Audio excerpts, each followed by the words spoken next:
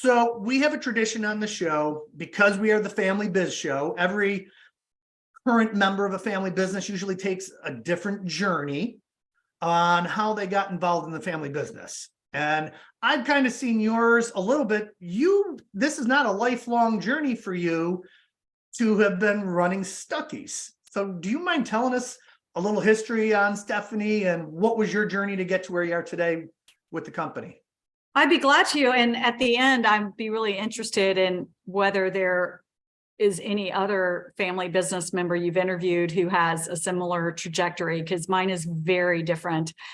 I was not groomed to be in the family business. I'm 5 of 7 grandchildren. The business was founded by my grandfather. And I'm number 4 of my father's children. So I was never the heir apparent. I mean, quite often you see it go down by age or ranking, whatever. I was not in the equation.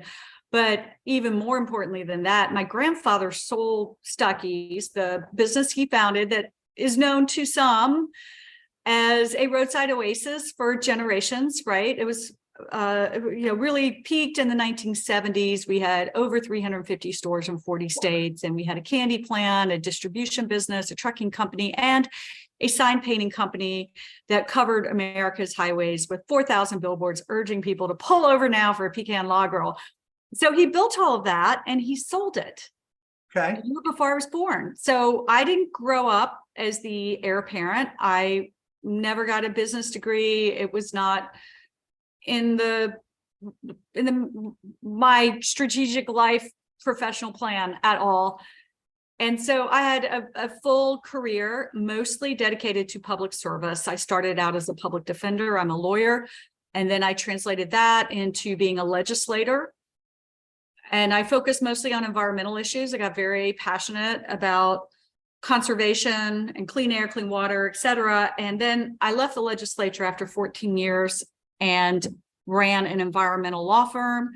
And then I was picked by the mayor of Atlanta to be head of the city of Atlanta's environmental programming and sustainability division. So I loved that. I was very happy. And at age 53, I had the completely unexpected opportunity to buy Stuckey's. At that point, it had been out of our family hands and owned by several different outside corporations, and it was 6 figures in debt.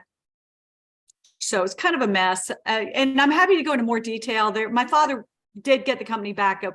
And so it was an investment group that he was one of the owners, the last group, but it was a mess.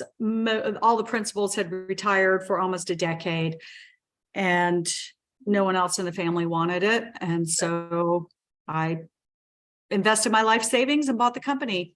That was a little over 3 years ago. Yeah. Well, no one is going to have that story.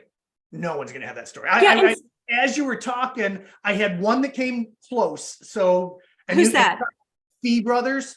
When you know the come on, you add bitters to your drinks. So Fee Brothers is they make bitters around like an old fashioned. Yeah. Right. Yeah. And he was in the insurance business his whole life, and then no intention of being part of the business. And like 2 years ago, his aunt tapped him and said, "You and your brother want this?" And he's like, "Okay." And they ended up taking it over with no background in it whatsoever. And they're doing that. So there are definitely some parallels, and that they weren't groomed for this, which I actually think is in some ways can be a real advantage, because you have all these other life experiences related to leadership, or often you have different skill sets like creativity and big thinking. And so there are different things that I brought to the table, but of course I brought others on board and created a real team, and we're making it happen. But I think what's super unique about our story, and I do know of one other company that shares something similar, and the unique part is that we lost the business and we got it back. Yeah. So that's what's unique. Most family businesses, it does not fall out of family hands and then they get it back. You see frequently that someone in the family sells and is gone. You don't get it back. The only other company I know that has gotten it back, and I'm now on their board, is Bell's department store chain out of Florida. It's spelled Bealls. Sometimes Okay. people mispronounce it as Beals and pronounce it phonetically, but it's called Bells. Okay. And that was founded during the Great Depression by the current CEO's great-grandfather. And they went bankrupt, fell out of their hands. And then about a decade later, so they got theirs back sooner than we got ours. They got the business back. And he said that the great-grandson says it's in our DNA that we lost this and that we got it back. You know, it's like that much precious to us because we know how rare that is. That's awesome.